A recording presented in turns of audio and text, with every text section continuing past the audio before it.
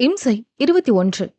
வீட்டிற்கு வந்த ஆரவும் மித்ராவும் அவர்கள் கொண்டு வந்த பொருட்களை எடுத்துக்கொண்டு ஆரவ் அறையின் பக்கத்து அறைக்கு சென்றனர்.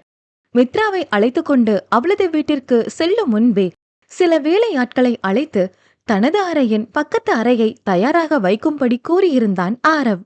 கதவை திறந்ததும், "அடியே, உனக்கு இந்த ரூம் பிடிச்சிருக்காடி? பிடிக்கலைன்னா சொல்லு, உனக்கு பிடிச்ச மாதிரி மாத்திடலாம்" என்றவனிடம், "ரூம் எல்லாம் அழகாத்தான் இருக்கு. ஆனா ஏன் உன்னோட ரூம் பக்கத்துல இருக்க இந்த ரூம் நீ செலக்ட் பண்ண?" என்று ஒரு மார்க்கமாக கேட்டவளிடம், "அது ஒண்ணும் இல்லடி. இந்த ரூம் பால்கனியும் என்னுடைய ரூம் பால்கனியும் ஒன்னா இருக்கும். பொழுது போகலன்னா பால்கனியில மீட் பண்ணிக்கிட்டா உன் கூட ஜாலியா பொழுது போகும்ல. அதனால தான் இந்த ரூம் செலக்ட் பண்ண. உனக்கு வேண்டாம்னா சொல்லு, வேற ரூம் மாத்திடலாம்" என்றவனிடம், "அதெல்லாம் ஒண்ணும் வேணாம். எனக்கும் நீ இல்லைன்னா பொழுது போகாது. உன்னை ஏதாவது சொல்லிக்கிட்டே இருந்தாதான் எனக்கும் ஜாலியா இருக்கும்" என்றவளை பார்த்து சிரித்தவன், "சரி, ரொம்ப கஷ்டப்பட்டுக்காத. காலையில எல்லாத்தையும் எடுத்து வை. ஏதாவது ஹெல்ப் வேணும்னா கீழே வேலைக்காரங்க இருக்காங்க, அவங்கள கூப்பிட்டுக்கோ. இப்ப போய் நல்லா தூங்கி ரெஸ்ட் எடு" என்றவன் அவளை விட்டு போக மனமே இல்லாமல் அறையை விட்டு வெளியேறினான். பிறகு தனது அறைக்குள் சென்றவன் இன்றைய தினம் தனக்குள் ஏற்பட்ட மாற்றத்தை எண்ணியபடியே மெத்தையில் சரிந்தான். மித்ராவை எண்ணியபடியே புரண்டு புரண்டு படுத்தவனுக்கோ தூக்கம்தான் தொலைதூரமாய் போனது. இங்கு மித்ராவோ தன்னுடன் எடுத்து வந்த பொருட்களை கபோர்டில் அடுக்கி வைத்தாள். அதில் ஆரவை முதலில் சந்தித்த நாட்களில் இருந்து நேற்றைய தினம் வரை அவனுடன் சேர்ந்து இருந்த பொக்கிஷ நிமிடங்களை அழகான ஓவியமாக, மிக தத்ரூபமாக வரைந்து வைத்திருந்தாள். அதனை ஒவ்வொன்றாக எடுத்து பார்த்து தொட்டு தடவி ரசித்துக் கொண்டிருந்தவள் மனம் முழுவதும் மகிழ்ச்சி பரவியிருந்தது. பத்திரமாக அதை எடுத்து கபோர்டில் துணிகளுக்கு அடியில் ஒளித்து வைத்தவள் இன்று அவன் தன்னை பார்த்த பார்வையின் அர்த்தத்தை உணர்ந்து அந்த நிமிடத்தில் லயித்திருந்தாள். அவன் தன்னை ரசித்திருக்கிறான் என்கிற உணர்வே அவளை ரெக்கை இல்லாமல் பறக்க செய்தது. மென்மையாக புன்னகைத்தபடியே, "இப்போவாவது கொஞ்சமாவது என்ன ரசிக்கணும்னு தோணுச்சே. நான் கூட நீ என்ன பாக்குறதுக்குள்ளேயே எனக்கு வயசே ஆகிடுமோன்னு பயந்துட்டேன்டா" என்று எண்ணியவள் தனியாக சிரித்து கொண்டாள். அதே தருணம் மருத்துவமனையில் டக் டக் டக் என்று அவன் நடந்து வரும் ஓசை அந்த இடம் முழுவதும் எதிரொலித்தது. அவன் வேகத்திற்கு ஈடு கொடுக்க முடியாமல் அவனது பாடி கார்ட்ஸ் இருவர் வேக வேகமாக அவனை பின்தொடர்ந்தனர். அவன் விக்ராந்த். 33 வயது மதிக்கத்தக்க ஆடவன். Real estate king. கௌதம் இதுவரை அவனுக்காக நிறைய ஏழை மக்களின் நிலத்தை அபகரித்து கொடுத்து அதற்காக அவனிடம் நிறைய பணம் வாங்கியிருக்கிறான். இதுவரை எத்தனையோ நிலங்களை அபகரித்து இருந்தாலும் விக்ராந்திற்கு அந்த ஆசிரமத்தின் மேல் மிக பெரிய ஆசை இருந்தது. இந்த ஆசிரமத்தை எடுத்துவிட்டு அங்கு ஒரு மிகப்பெரிய ஷாப்பிங் மால் அமைக்க வேண்டும் என்று அவன் எண்ணியிருக்க, ஆசிரமத்தை நடத்தி வந்த முதியவர்கள் இருவரும் இறந்த தகவல் விக்ராந்தின் செவிக்கு எட்டியது. அவர்கள் இறந்த பிறகு சொத்துக்களை பற்றி அறிய நினைத்தவன் அதற்கான வேலையில் மிக தீவிரமாக ஈடுபடத் தொடங்கினான். சொத்துக்கள் அனைத்தும் தேஜஸ்வினி பெயரிலும் அவள் தோழி மித்ராவின் பெயரிலும் இருப்பதை அறிந்து கொண்டவன் அவர்களை எப்படியாவது மிரட்டி அதை அடைய வேண்டும் என்று எண்ணியிருந்தான். ஆனால் அடுத்தடுத்து அவன் அறிந்த தகவல்கள் அவன் எண்ணத்திற்கு பெரும் பிரச்சனையாக இருந்தது. சொத்திற்காக இந்த பெண் பிள்ளைகள் இருவரையும் யாரேனும் ஏதாவது செய்துவிடக் கூடாது என்று எண்ணிய அந்த முதியவரோ சொத்துக்களை மித்ராவுக்கும் தேஜுவுக்கும் எழுதி வைக்கும் போதே சில விஷயங்களை சேர்த்தே எழுதியிருந்தார். அந்த சொத்து பத்திரத்தில் திருமணம் நடந்த பின்னர் அவர் கணவர்களுடன் சேர்ந்து நால்வரது கையொப்பமும் இருந்தால் மட்டுமே வேறு ஒருவரின் பெயரில் மாற்றவோ அல்லது விற்கவோ முடியும். அதற்குள் மித்ரா மற்றும் தேஜு இருவரில் யாராவது ஒருவர் உயிருக்கு ஏதேனும் ஆனாலும் சொத்துக்கள் அனைத்தும் அரசாங்கத்திற்கு உரிமையாகும் என எழுதி வைத்திருந்தார் அந்த முதியவர்.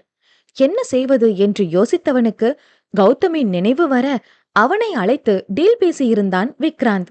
அவன் நினைத்தபடி எல்லாமே சரியாக நடந்து கொண்டிருக்க, இன்னும் சில நாட்களில் தான் நினைத்தது நிறைவேறும் என்ற எதிர்பார்ப்புடன் ஆவலுடன் காத்திருந்தான் விக்ராந்த். ஆனால் அவனே எதிர்பாராத விதமாய் தேஜஸ்வினியை திருமணம் செய்திருந்தான் தேவ்ரியான். இதில் எரிச்சலுற்ற விக்ராந்த் கௌதமை அழைத்து தேஜுவிடம் சென்று தேவை விவாகரத்து செய்யும்படி வற்புறுத்த கூறினான். அவன் கூறியதன் பெயரிலேயே அஸ்வினியின் ஆடேகத்திற்கு சென்று அவனை விவாகரத்து செய்யும்படி அடித்து மிரட்டினான் கௌதம். எப்படியும் அந்த சொத்தை அடைந்தே ஆக வேண்டும் என விக்ராந்த் முடிவு செய்திருக்க, தேவ் கௌதமை இந்த நிலைக்கு ஆளாக்குவான் என எதிர்பாராதவன் கலையரசியும் கிஷோரும் அழைத்ததன் பெயரில் தற்போது கௌதமை காண மருத்துவமனைக்கு வந்திருக்கிறான். விக்ராந்த் யாரையும் அவ்வளவு எளிதில் நேரில் காண செல்ல மாட்டான். கௌதம் இருக்கும் அறையின் கதவை திறந்து கொண்டு உள்ளே நுழைந்தவனை பார்த்த கௌதம் விழி விரித்து அப்படியே அசையாமல் இருந்தான். கலையரசியோ, பாருங்க தம்பி, நீங்க சொன்னீங்கன்னு உங்களுக்காகத்தானே என் பையன் எல்லாத்தையுமே செஞ்சான். அவன் கதிய பாத்தீங்களா? அந்த தேவ்ரியான் என் பையன் கைய என்ன நிலைமைக்கு ஆளாக்கி இருக்கான்னு பாருங்க என அவன் முன்பு நின்று கண்ணீர் வடித்தார். கிஷோர் அமைதியாக நின்று வேடிக்கை பார்த்தவன் அவன் பதிலுக்காக காத்திருந்தான். நீ என்னுடைய ஆளு. உன்னை இந்த நிலைமைக்கு ஆளாக்கியவன நான் சும்மா விடமாட்டேன். இனிமே எல்லாத்தையும் நான் பாத்துக்கிறேன். நீ இதுல இருந்து விலகியிரு என்றவனிடம், அந்த தேவ்ரியான் என்னை இந்த நிலைமைக்கு ஆளாக்கிட்டான். அவனை நான் பழி வாங்கியே ஆகணும். இப்போ அந்த நிலம் உங்க கைக்கு வர்றதுக்கும் நிச்சயமா அவன் தடையா இருப்பான் என்று வலியுடன் பேச முடியாது பேசினான் கௌதம். இப்போ அந்த ஆசிரமம் என் கைக்கு வர்றது வெறும் சொத்து பிரச்சனை மட்டும் கிடையாது. இப்போ அது என்னோட இமேஜ் பிரச்சனை. நான் ஏற்கனவே என்னோட க்ளோஸ் ஃப்ரெண்ட்ஸ் கிட்ட அந்த இடத்துல நான் ஒரு ஷாப்பிங் மால் கட்ட போறேன்னு சொல்லிட்டேன். அதனால இனிமே எந்த காரணத்தை கொண்டும் என்னால அந்த ஆசிரமத்தை விட்டு கொடுக்கவே முடியாது. உன்னை அடிச்சதுக்கு நிச்சயம் அந்த தேவ் பதில் சொல்லியே ஆகணும். நானும் ஒன்னும் அவனுக்கு குறைஞ்சவன் கிடையாது. நீ தைரியமாயிரு என்றவன் திரும்பி பார்க்க அவனது பாடி கார்டு ஒருவன் கையில் இருந்த பணப்பெட்டியை விக்ராந்திடம் நீட்டினான். அதை வாங்கி கலையரசியிடம் கொடுத்தவன், இன்னும் எவ்வளவு வேணுமோ தயங்காம கேளுங்க. எவ்வளவு செலவானாலும் நான் பாத்துக்கிறேன் என்றவன் கௌதம்புரம் தன் பார்வையை திருப்பியவன், நீ பண்ணின வரைக்கும் போதும் கௌதம். இனிமே அந்த ப்ராப்பர்ட்டிய எப்படி வாங்கணும்னு எனக்கு தெரியும் என்றவன் கூலரை மாட்டிக்கொண்டு கிளம்பிவிட்டான். அந்த இடமே புயல் வந்து ஓய்ந்தது போல் இருந்தது. மருத்துவமனையில் இருந்து வெளியேறியவன் மனதிலோ, மிஸ்டர் தேவ்ரியான், இதுவரைக்கும் பிசினஸ்ல மறைமுகமா மோதிக்கிட்டு இருந்த நீயும் நானும் இப்போ நேரடியா மோத வேண்டிய நேரம் வந்துடுச்சு. நீ இந்த விஷயத்துல தலையிட்டுக்கவே கூடாது. எல்லாத்துக்கும் தயாராயிரு என்றவன் ஏதோ திட்டத்துடனே அங்கிருந்து சென்றான். இதுவரை நடந்த அனைத்தையும் கவனித்துக் கொண்டிருந்த தேவ்ரியானின் ஆட்கள் விக்ராந்த் கௌதமை மருத்துவமனையில் பார்த்துவிட்டு சென்ற விடயத்தை தேவிடம் கூறினர். அனைத்தையும் கேட்டுவிட்டு அழைப்பை துண்டித்த தேவ், இதத்தான் எதிர்பார்த்தேன் மிஸ்டர் விக்ராந்த். நீ எப்படியும் வருவேன்னு எனக்கு தெரியும். But it's already late. கௌதம அடிச்சப்பவே நீ வந்துருவன்னு எதிர்பார்த்த. ஆனா இவ்வளவுதான் உன்னோட வேகமா? இந்த கேம் எனக்கும் ரொம்ப பிடிச்சிருக்கு. உன்னோட மோத எப்போதுமே நான் ரெடிதான் என்று எண்ணியவன் இதழ் கடையோரும் விரிந்தது மர்ம புன்னகை. இம்சை 22. அடுத்த நாள் காலை பொழுது அழகாக விடிந்தது. தேவ் இத்தனை நாள் தன் தாயுடன் மருத்துவமனையில் நேரம் செலவிட்டதில் வேலைப்பளு அதிகம் கூடி போயிருக்க, விடியற்காலை நேரமே எழுந்தவன் அலுவலகம் செல்ல தயாராகி கொண்டிருந்தான். அதே நேரம் தேஜு தூக்கத்திலிருந்து கண்விழித்து அவனை பார்க்க, என்ன தேவ், சீக்கிரம் கிளம்பிட்டீங்களா என கேட்டாள். ஆமா அஸ்வினி, இவ்வளவு நாள் அம்மா கூடவே இருந்ததுனால ஒர்க்லோட் ரொம்ப ஹெவி ஆகிடுச்சு. இன்னைக்கு நான் சீக்கிரமே போயாகணும். நீ இன்னைக்கு ஒரு நாள் மட்டும் ஆரவ கூட்டிட்டு மித்ரா கூட உன்னோட பொட்டிக் போயிடு. நாளையில இருந்து நானே உன்னை டிராப் பண்றேன் என்றதும் தேஜு ஏதோ சொல்ல வாயெடுக்க, நான் என்ன சின்ன பிள்ளையா? எனக்கு போய்க்க தெரியாதான்னு ஆரம்பிச்சிடாத.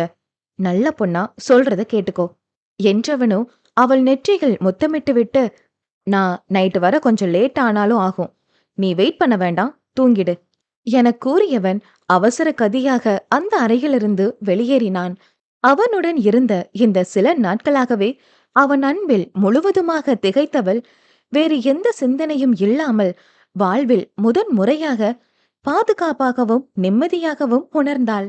அவன் வெளியேறியதும் அறையில் இருந்த அமைதி அவளுக்கு வெறுமையாக இருக்கவே அதில் சற்றே சலித்துக் கொண்டவள் சிறிது நேரம் அப்படியே அமர்ந்திருந்தாள். ஏதேதோ சிந்தனையில் உழன்றவளுக்கு கௌதம் கூறிய காலக்கெடு என்றோடு முடிவது ஞாபகத்தில் வர அவன் நினைவே அவளை திடுக்கிடச் செய்தது. இன்னைக்கு திரும்ப ஷாப்புக்கு வந்து பிரச்சனை பண்ணுவானோ? எல்லார் முன்னாடியும் மறுபடியும் நம்மள அடிச்சு அவமானப்படுத்திடுவானா என்ற எண்ணமே அவளை துவண்டு போக செய்தது. அவள் அதே சிந்தனையில் மூழ்கி போயிருக்க அவள் அறைக்குள் வந்தாள் மித்ரா. எழுந்துட்டியா தேஜு? சரி, சீக்கிரம் கிளம்பு, நாம பொட்டிக் போகணும், நிறைய வேலை இருக்கு என்று அவள் பாட்டுக்கு பேசிக்கொண்டே போக தேஜுவிடம் இருந்து எந்த பதிலும் வராததை உணர்ந்தவள் புருவம் சுருக்கி அவளை உற்று நோக்கினாள். ஏதோ தீவிர சிந்தனையில் மூழ்கியிருப்பவளை கண்டவளோ, ஹேய் தேஜு, என்னடி நான் பாட்டுக்கு பேசிக்கிட்டே இருக்க, நீ என்னவோ கனவு உலகத்துக்கு போயிட்ட என கேட்டும் அசையாதவளை, தேஜு, ஹே தேஜு என அவள் தோளை உலுக்கினாள் மித்ரா. அதில் திடுக்கிட்டு விழித்த தேஜுவின் விழிகளில் நீர் தேங்கியிருந்தது. அதில் அதிர்ச்சியடைந்த மித்ராவோ, என்னடி ஆச்சு, நீ இப்படியெல்லாம் கண்கலங்குற ஆள் இல்லையே, என்னடி பிரச்சனை என கேட்க மித்ராவை கட்டிக்கொண்டு கதறிவிட்டாள் தேஜு. ஒரு நிமிடம் ஒன்றும் புரியாமல் பயந்தவளோ, என்னன்னு சொல்லுடி, சொன்னாதானே தெரியும், ஏன் இப்படி அலற என பதறிய வண்ணம் மித்ரா கேட்க, கௌதம், அந்த கௌதம் என விசும்பியவாறே அடுத்த வார்த்தை பேச முடியாமல் திணறினாள் தேஜு. கௌதமா, ஏன் இப்ப அவன் பெயரை சொல்லிக்கிட்டு அலற, என்னன்னு சொல்லுடி என்றவளிடம் அன்று கௌதம் வந்து தன்னிடம் கடுமையாக நடந்து கொண்டது, ஒரு வாரத்தில் டிவோர்ஸ் பத்திரத்தில் தேவிடம் கையெழுத்து வாங்கி தேவை பிரிந்து வர சொல்லி காலக்கெடு கொடுத்தது என அனைத்தையும் கூறினாள் தேஜு. அதுவா என்பது போல் அலட்சிய பார்வை பார்த்தாள் மித்ரா. அவளது அலட்சிய பார்வையில் அவளை புரியாத பார்வை பார்த்த தேஜுவோ, அவன் சொன்ன டைம் இன்னையோட முடியுதுடி, அவன் மறுபடியும் ஏதாவது பிரச்சனை பண்ணிடுவானோன்னு பயமா இருக்கு என்றாள். அது வரைக்கும் மட்டும்தானே உனக்கு தெரியும், அதுக்கு மேல என்ன நடந்துச்சுன்னு நான் சொல்றேன் கேட்டுக்கோ என தேவ் தேஜுவிற்காக வெறி பிடித்தவனைப் போல் கௌதமை அடித்தது, தேஜுவை அடித்த கையை ஆசிட் ஊற்றி எரித்தது வரை அனைத்தையும் கூறியவளோ, இப்போது கௌதம் ஹாஸ்பிட்டலில் இருப்பதையும் சேர்த்தே கூறி முடித்தாள். இதை கேட்ட தேஜுவோ ஒரு நிமிடம் ஆடித்தான் போனவள், என்ன சொல்ற நீ, கௌதம் இப்போ ஹாஸ்பிட்டல்ல இருக்கானா, எனக்காகவா தேவ் அவனை அடிச்சாரு என கேட்க, இல்ல, எனக்காக அடிச்சாரு என்று கூறிய மித்ராவை பார்த்து முறைத்தாள் தேஜு. ஓ, கோபம் வருதோ மேடம்க்கு, பொசசிவ்னஸ் என்றவளை பார்த்து மேலும் முறைத்தவள், அதெல்லாம் ஒன்னும் இல்ல என்றாள். தெரியுது தெரியுது என்று தேஜுவை பார்த்து சிரித்த மித்ரா, நீ தேவ பத்தி சாதாரணமா நினைச்சிட்ட, நீ சேஃபா இருக்கியா இல்லையா, உன்னை சுத்தி என்ன நடக்குது எல்லாமே அவருக்கு தெரியும், ஓ முன்னாடிதான் எதையுமே காட்டிக்காம இருக்காரு, உன்னை ரொம்ப லவ் பண்றாரு தேஜு, நீதான் இனிமே அவரை புரிஞ்சு நடந்துக்கணும் என தன்மையாக அவளுக்கு எடுத்து கூறியவளோ, அந்த கௌதம் ஒரு ஃப்ராடு, அவனை பார்த்தாலே எனக்கு பிடிக்கல, அவன் ஏதோ ஒன்னு பண்றாண்டி, ஓ முன்னாடிதான் நல்லவன் போல நடிச்சான், உண்மையிலேயே அவன் அப்படி இல்ல, நான் சொன்னப்போ நீ நம்பல, கௌதம பத்தி தேவுக்கு ஏதோ தெரிஞ்சிருக்கடி, அவர் பண்ற எல்லா விஷயத்துக்கு பின்னாடியும் ஏதாவது ஒரு காரணம் இருக்கும், தயவு செஞ்சு இனிமேலாவது தேவ் மேல இருக்கிற கோபத்தை எல்லாம் தூக்கி போட்டுட்டு அவர் கூட சேர்ந்து வாழ்ற வழிய பாரு என்றவளோ, சரி சீக்கிரம் ரெடியாகு, நான் உனக்காக கீழே வெயிட் பண்றேன் என்று எழுந்தவள் அந்த அறையை விட்டு வெளியேறினாள். தனியாக அமர்ந்திருந்த தேஜு தேவ் தனக்காக செய்த காரியத்தை நினைத்து மகிழத்தான் செய்தாள். தேவை திருமணம் செய்யும் முன்பு இருந்த கௌதம் வேறு, அன்று ஷாப்புக்குள் வந்து அவன் நடந்து கொண்ட விதம் வேறு என்பதை புரிந்து கொள்ள முடியாத அளவுக்கு அவள் முட்டாளாக இல்லை. இதுதான் கௌதமின் உண்மையான முகமா என்று இந்த சில நாட்களில் அவள் சிந்திக்க தொடங்கியிருந்தாள்.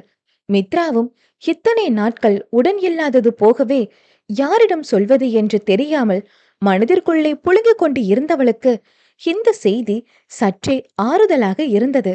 தேவ் தனக்காக செய்த விஷயங்களை எண்ணி அவன் மீது மரியாதையும் அன்பும் கூடிக்கொண்டே போக மித்ரா சொன்ன விஷயங்களையே மீண்டும் மீண்டும் சிந்தித்தவள், தனக்காக யோசிக்கும் ஒருவன் தனக்கொன்று என்றால் எதிரில் இருப்பவரை கொன்றுவிடும் அளவிற்கு அன்பு கொண்ட ஒருவனை என்ன காரணம் கூறியும் அவளால் வெறுக்க முடியவில்லை.